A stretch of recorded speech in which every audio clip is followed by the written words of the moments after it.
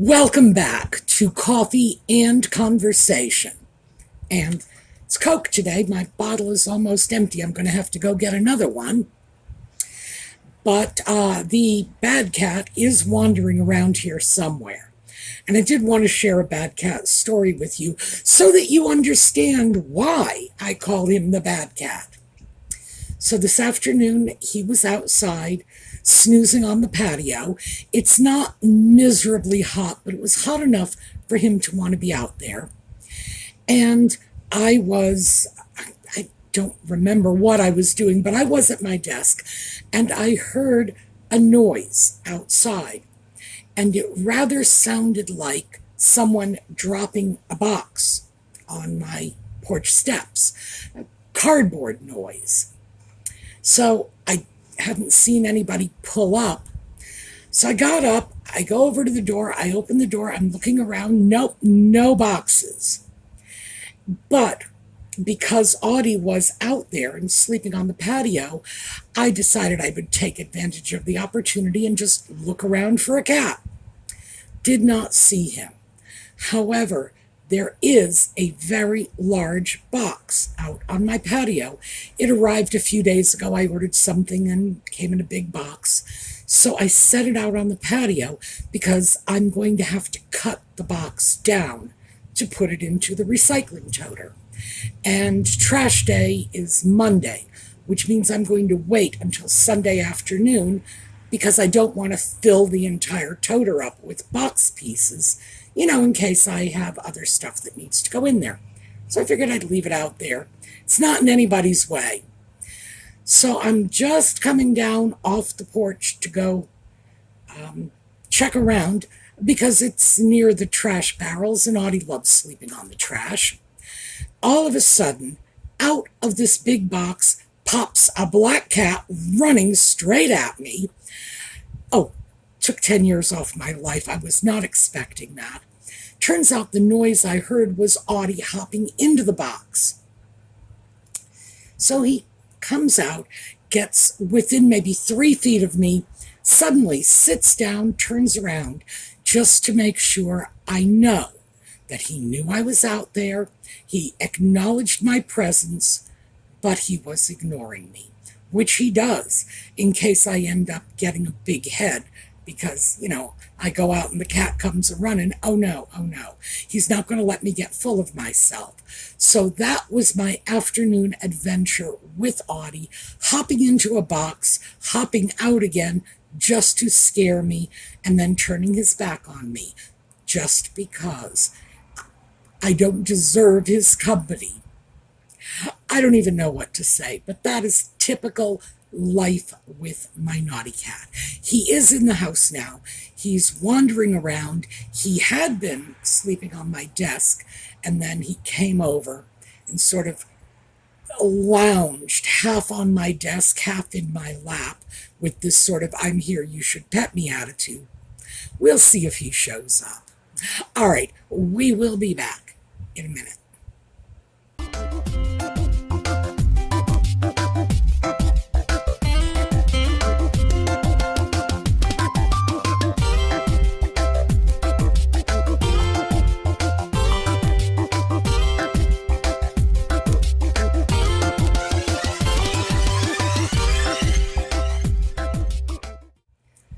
So, before we get started, yellow, here is the yellow, and of course there's yellow in the scarf.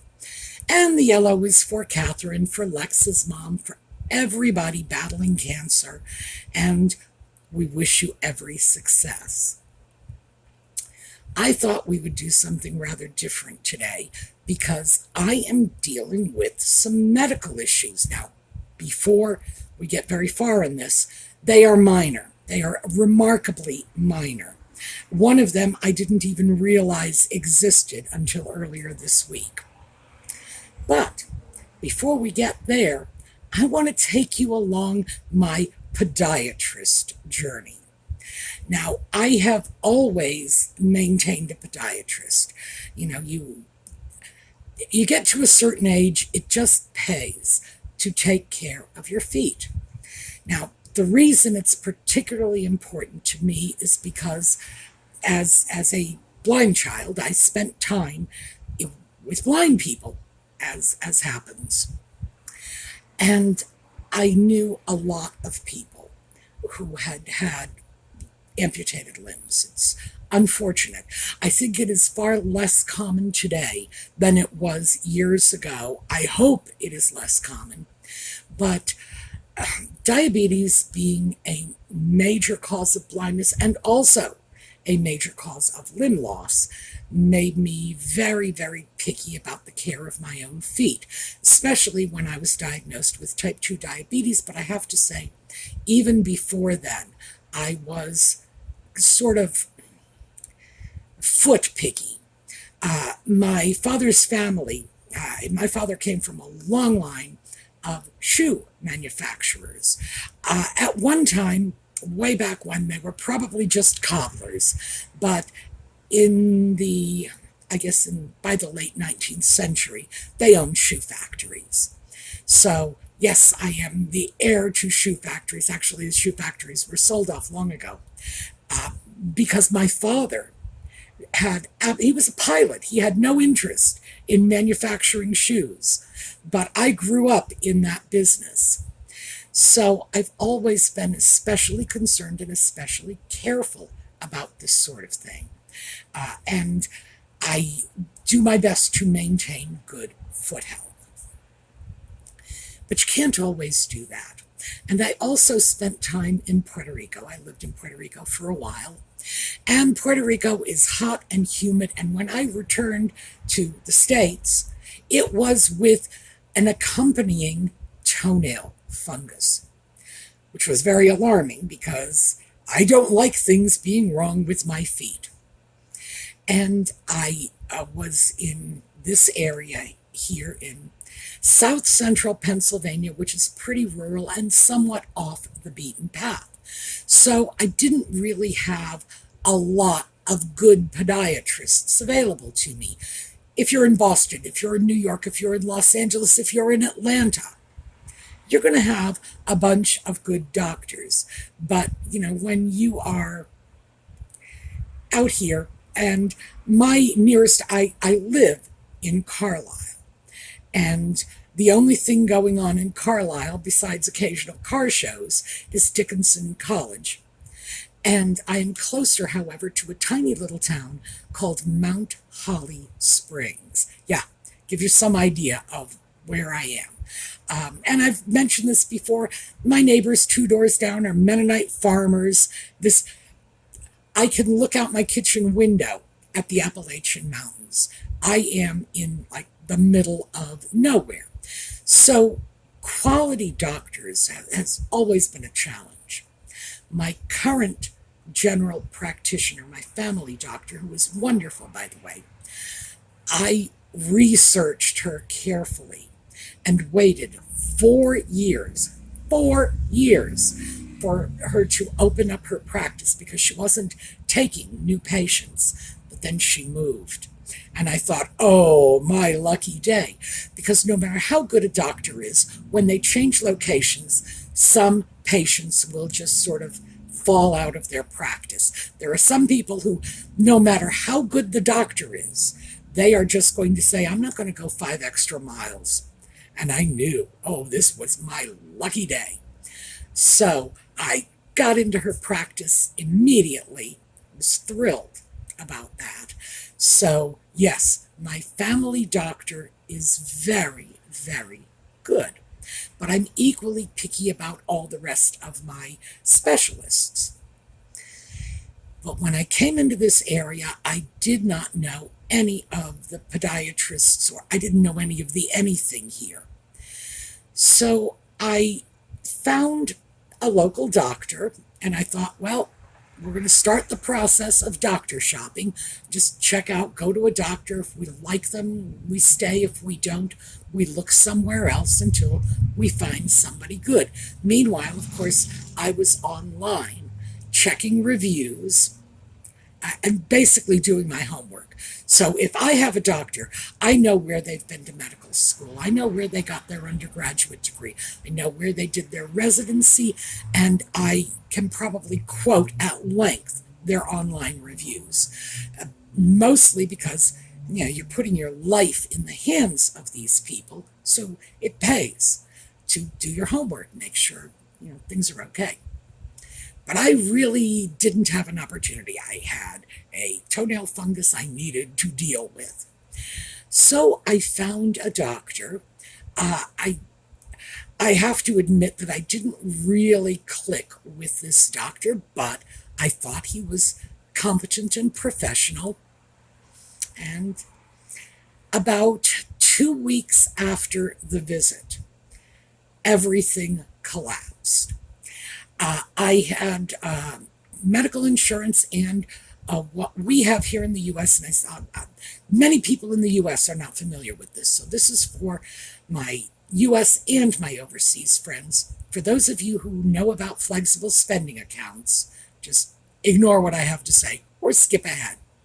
A flexible spending account is an account in which you can have money removed from your paycheck, put into a designated account that will be used to handle tax-deductible expenses.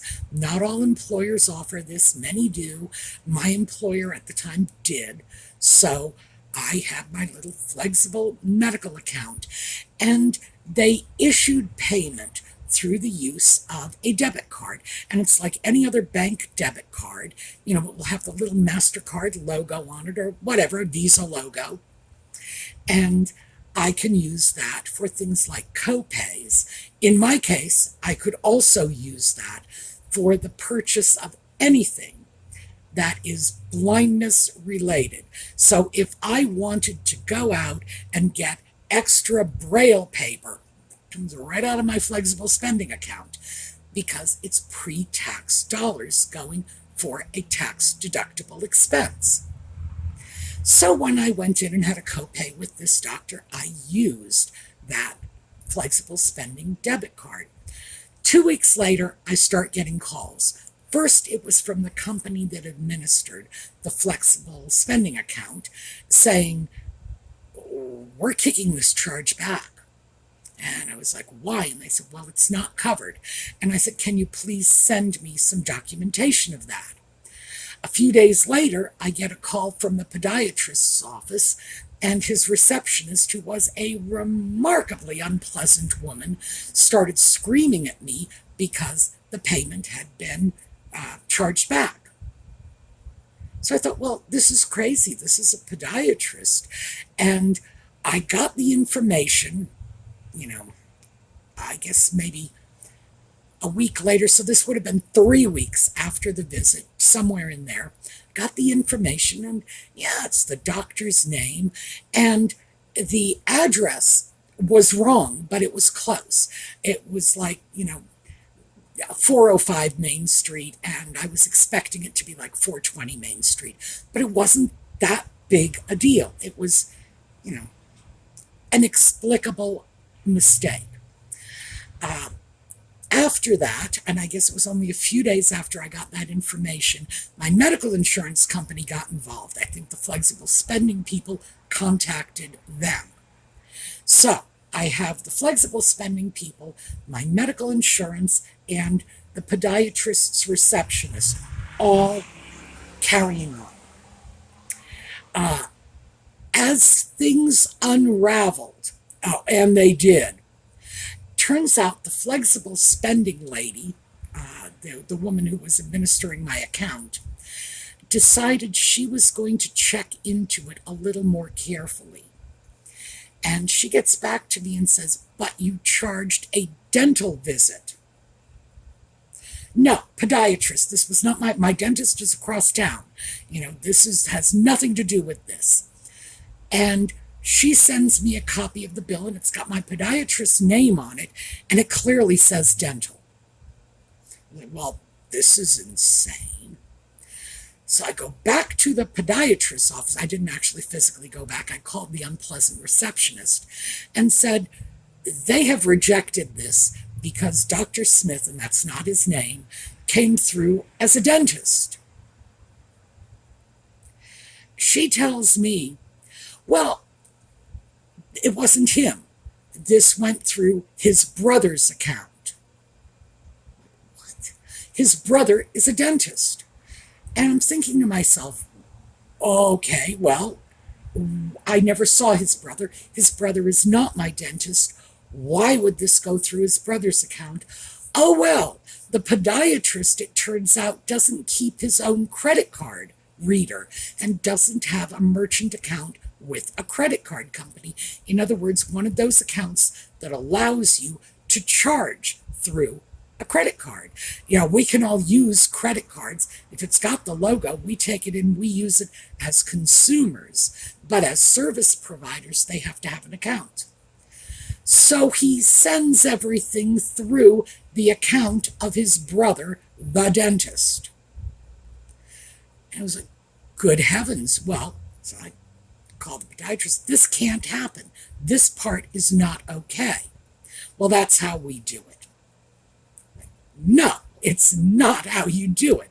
Because meanwhile, oh, I'm sorry, I forgot this part. Meanwhile, my insurance company had contacted Medicare. That becomes important later.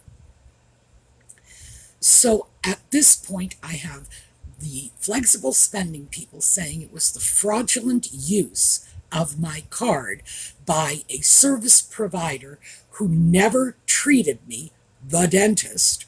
Oh, by the way, because they were brothers and they were in the same medical cul-de-sac, that's why I never recognized the difference. They both had the same last name, and I was brand new to the practice. I didn't even know the podiatrist's first name. So, you know, John Smith, Joe Smith made no difference to me. The flexible medical spending account is screaming fraud.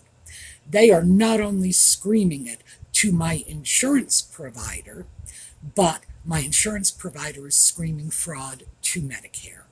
Now, ordinarily, a situation like this might be sorted out until you get Medicare involved. Medicare, and from my friends overseas, Medicare is the federally administered health service coverage for people over 65 or people who are disabled. So, Medicare gets involved, massive corporation, they have their own fraud department that has nothing better to do all day, every day, than check out fraud. And of course, even though the podiatrist's receptionist, and keep in mind, she was screaming at me the whole time like this was all my fault, even though she feels that it's perfectly reasonable to run the podiatry charges through the dental practice, Medicare didn't see it that way.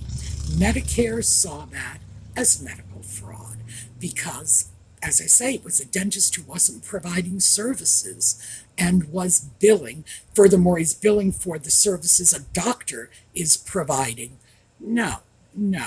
So at the end of about 6 weeks' time, what happened in order to resolve the issue is I sent the podiatrist's office a check for the copayment that I was supposed to pay that never got charged through my account and terminated my relationship with them immediately because I was like up to my eyeballs with this, Medicare fraud nonsense. And on the surface, now I get this totally, and please don't misunderstand. I get that if you are submitting billing through a dentist on behalf of work a podiatrist has done for you, that sure does look like insurance fraud. Of course, I had nothing to do with it, but I had absolutely no desire to remain with that practice, mostly because of the yelling receptionist, and the insurance fraud part. But yeah, I just took 2 steps back and said, whoa, this is not where I want to be doing business. So then, as if this isn't bad enough, then I found another doctor, another podiatrist. Now, he did treat the toenail fungus. I never really clicked with him either. It was just never really clicked with him. He did, in fact, deal with the toenail fungus, medicated me like, I think it was about 8 months. Toenail funguses can be very, very difficult to treat. And I had to have a liver function test before they would give me the medication, because the medication, it has the potential to do liver damage. But at the end of 8 months, he was like, okay, you're all better, go away. I was like, fine. But I also realized that I needed another podiatrist, and I found one. I found another, this is my third podiatrist in this area, and he was great. I'm not going to give you his name because of, as you'll figure it out as the story goes along. So he's great. I really, really liked him. He still is a wonderful doctor, and he's just such a pleasant guy. And his receptionist, I'll give you her name. Her name is Brenda, okay? And his receptionist is fabulous, and I just loved being in that practice. But then COVID comes down, lockdown comes down, and you don't get to see your doctors anymore. And I didn't have any ongoing foot problems. Why?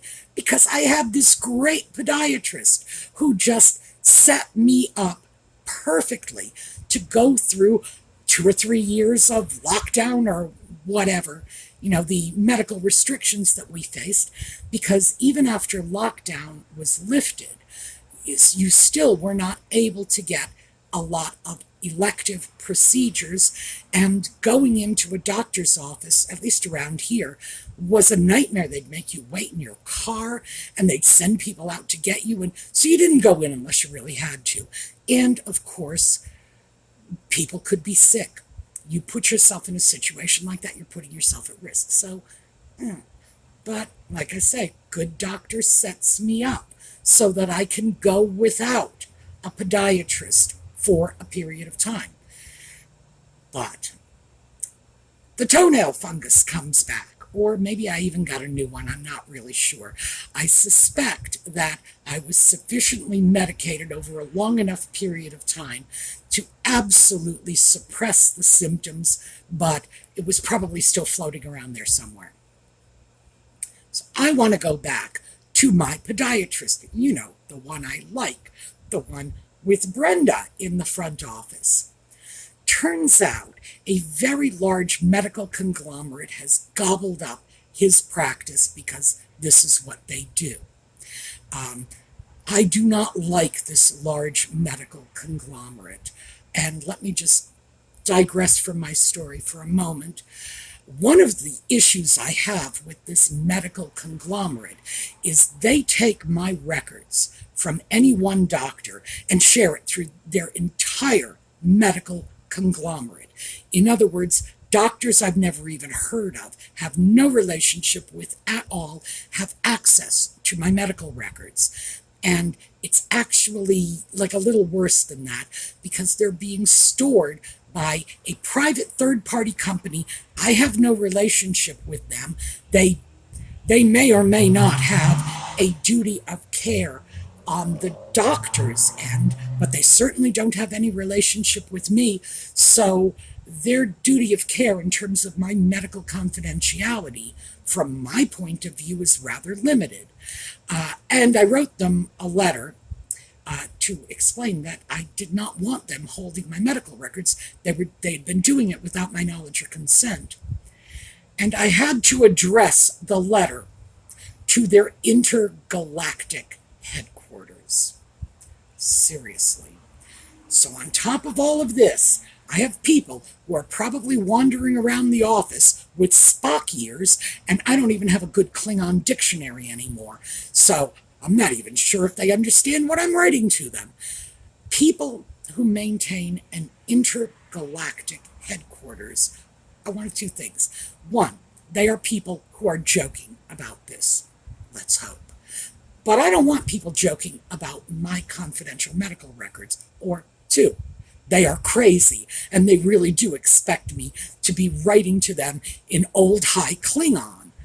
In any case, no, that spooks the daylights out of me, because there's stuff in anybody's medical record, and I say this as a former social worker.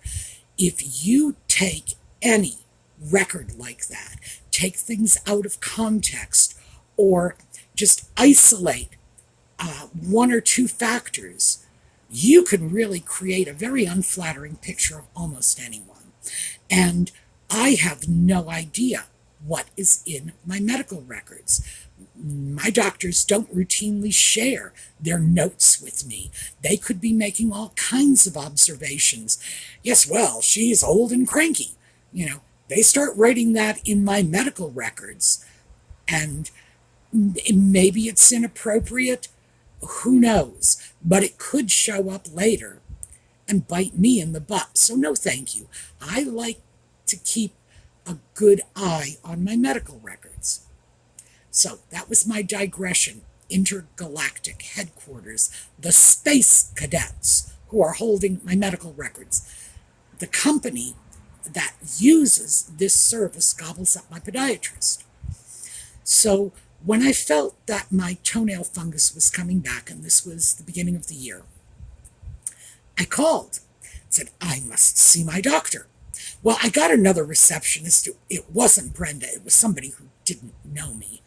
And they said, well, you're not a patient of his. I said, well, yes, I am, and have been for many years. This is my podiatrist. Well, when was the last time you were in? Now, I don't recall. I'm pretty sure I was in at some point post-COVID, but I couldn't really say when. Why? Because this guy does a good job. I go in, if something's wrong, he fixes it. I go home. I'm free and clear for, well, like I say, as much as 3 years, because he's a good doctor.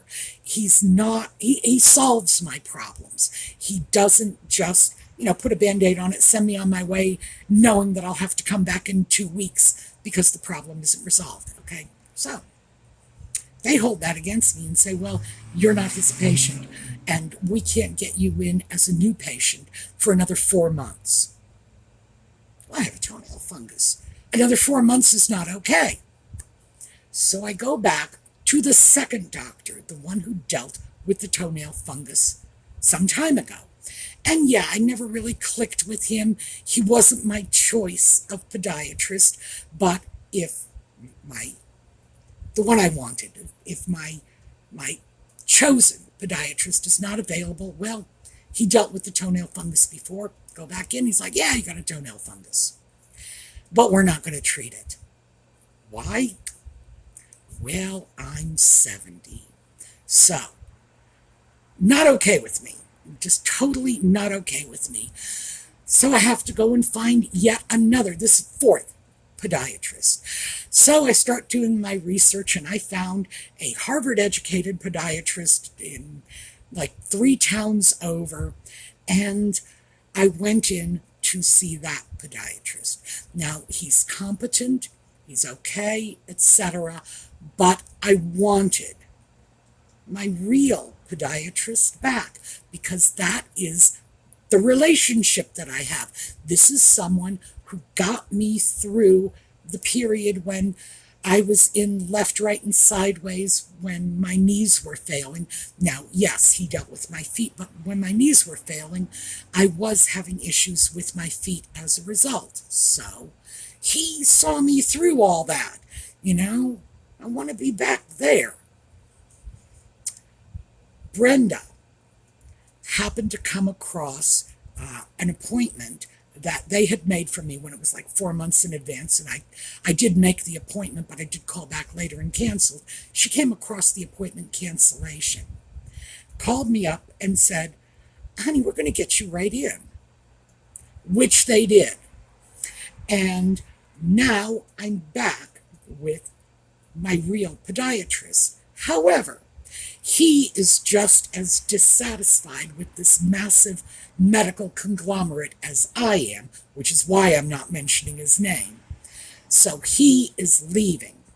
And in October, he is going away. He's going to be somewhere else, far, far away. But there's train stations somewhere. And I figure, hey, I'm old. I can get on a train. I can go a few states over to find a podiatrist if I need to. So yeah, maybe I will just see him far, far away. Make a vacation of it. Anyway, I have a narrow window. I have between now and October to deal with the toenail fungus, which must be dealt with. We've got to get rid of that. And the last time I was in there, which was just a few days ago, because I made a whole stack of appointments. It's like, he's going to be gone in 3 months. You get me in here once a month till he's gone. And I said, I think I have arthritis in my big toe. And he said, I think you probably do, but that's not the problem. And it turns out, which he was able to diagnose this like that. Again, this is someone who has been through a long history with me. So he just started moving the toe around and said, you got a bone spur. I was like, what are we going to do about this? And remember, we have 3 months in which we can do it. So he said, we'll take out the bone spur. Funny thing about the bone spur is it was impacting a joint that was not bothering me. But that joint, because of the bone spur, wasn't operating properly. Consequently, it was stressing another joint that was bothering me, which led me to go in and say, I think I have arthritis in my big toe. No, he said, that's not what my problem is, so we're going to remove the bone spur. So I will be going in to have this done in about 3 weeks. Why is 3 weeks so important? Because I am hoping to have the knee replacement surgery on my left knee. This is my right foot. My left knee sometime by the end of the year. Well, I can't take my left knee out of commission, even if it's only for a week or two, unless my right leg is in good shape. My right leg is in good shape. It has a replaced knee. I got nothing but metal in there. That's working fine. But I need to make sure that I'm not having issues with that foot, because my right leg's going to be doing a lot of the work, not just after the surgery, but now while I am waiting for the surgery. You know, my right leg is sort of going to be overstressed. So that, I know, this has turned into like this half-hour story. I will be having the bone spur removed, the fungus treated, and with any luck at all, by the time my podiatrist leaves to go on to greener pastures and get away from this hideous medical conglomerate, I wish I could do it. By the time that's all done, I will be perfectly positioned to go in and have the knee replacement surgery, which is why I say it's not a big deal. It's just, it's weird. But the upshot of all this, what are you supposed to be taking away from all this? Shop carefully for your doctors. Make sure you are getting the best medical care you can. For most of us, those of us who are over 60 and we have Medicare and whatever, it really is just a question of choosing from among all of the doctors in the area. But never be afraid to check out a new doctor. I do it all the time. And I really do have the very best doctors, at least the very best for me. Because I choose carefully. The criteria I look for is patient reviews. That is probably number one. I want to see a boatload of reviews saying this doctor is really good. I'm very relaxed with her. She has a great interest in me and in my medical progress. My general practitioner, my family doctor, that was what I started researching. Remember, 4 years I waited for that practice. Every one of her patients who left an online review said the same thing. This is a wonderful, caring person. I really like her. Well, they weren't lying. When I had the knee replacement surgery on my right knee, I went in to have her remove the staples. Ordinarily, the surgeon does that. In my case, if I can take it to my family doctor, I will. Why? Because she's fantastic. One of the staples came out, and the staple hole began to weep a little. This is normal. My leg had retained fluid, and it was weeping. Now, there were a lot of things she could have done. She could have handed me a wad of gauze and said, I'll be back in 20 minutes. She could have sent in one of her assistants, a nurse, a physician's assistant, whatever. That's not what she did. She sat with me for 40 minutes until that injury stopped weeping. That's why she's my doctor, because that's the kind of really good medical care that those of us my age, we're used to that from when we were young. That was what your family doctor did. But somewhere along the line, when it turned into big business, we stopped getting that sort of very personal attention. So I love my family doctor. I love my podiatrist. So I go out of my way to make sure I can get that personal bonded relationship. I want them to have the patient skills. I also want them to have very good qualifications. One of my previous family doctors went to one of the best universities in the world. We're talking worldwide. This was like the 6th rank medical school on the planet. And I was his patient for 3 years, and in all that time, I don't think he ever once came within 3 feet of me. He sat on one side of the room, I sat on the other. He would send me out for blood tests. It was so bad that my insurance company was complaining about it, and my blood lab was saying, are you sure you want to do this? You were just in 6 weeks ago.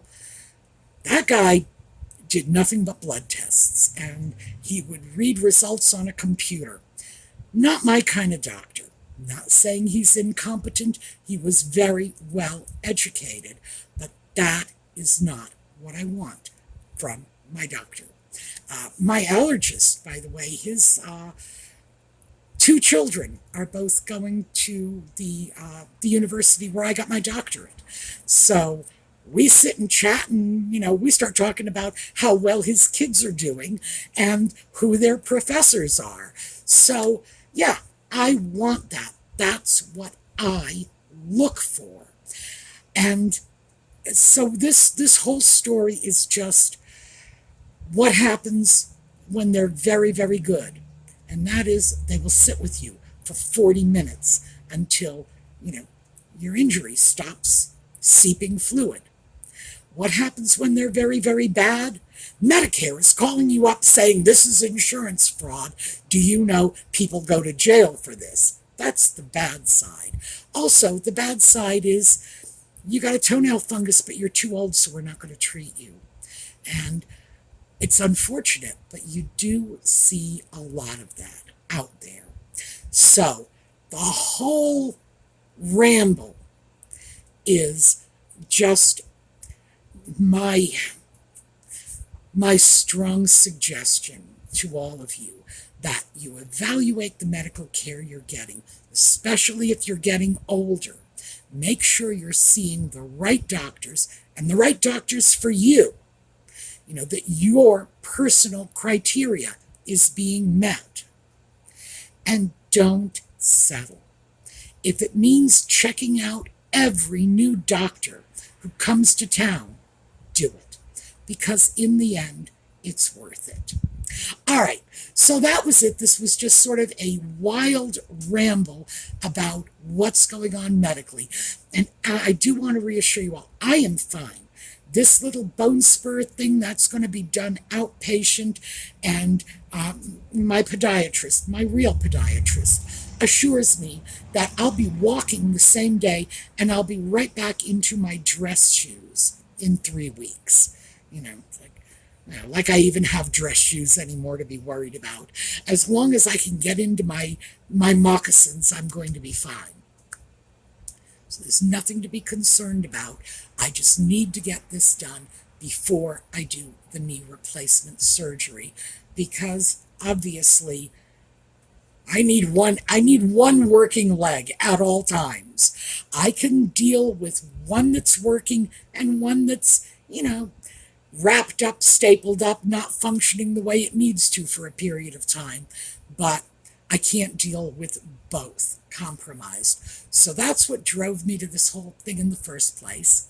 I will, in fact, not have any interruption in my video schedule.